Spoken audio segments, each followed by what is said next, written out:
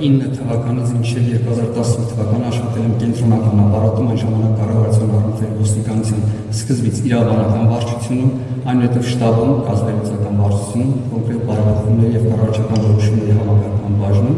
իսկ 2015 թվականից սկսված աշխատել եմ այն ժամանակ ոստիկանության կրթամալիրում, ներկայումս գործող ներքին գործերի նախարարության կրթամալիրում, 15 թվականին զբաղեցրել եմ գիտական աշխատանքների բաժնի պետի հաստիքը, 21 թվականին ուսումնամեթոդական եւ զարգացման վարչության պետի հաստիքը եւ 25 թվականին կառուցվածքային փոփոխությունների արդյունքում կրթամալիրում այդ վարչությունը, որը ես ղեկավարում եմ, մասնաբեց 3 բաժիններին եւ դրա արդյունքում այլևս պայմանագրային հիմունքներով զբաղեցնում եմ նշված բաժնի պետի պաշտոնը։ Կարող եք բացատրել ձեր աշխատանքային փորձը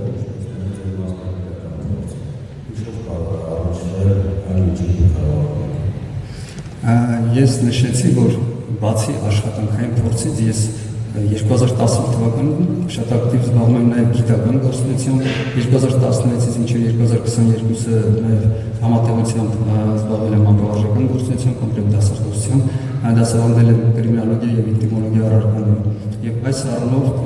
ես ինչպես նշեցի, կոնկրետ պատճառների վերհանման, կոնկրետ հետևություն գիտական գործունեության մասով, տեսական ինչ-որ գիտելիքներ եւ առհասարակ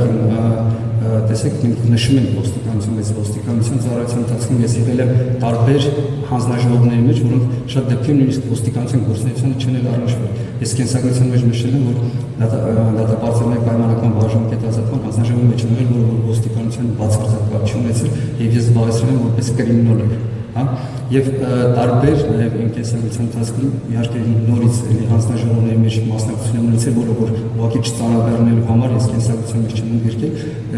այդ կոնկրետ ոստիկանության կապ չունեցող տարբեր գործառույթներ են եղել, որտեղ որ զբաղեցրել եմ եւ փորձել եմ շատ տարածք ադապտացիալ եւ իմ համեստ ներդրում ունենալ իշա Հայաստանի Հանրապետության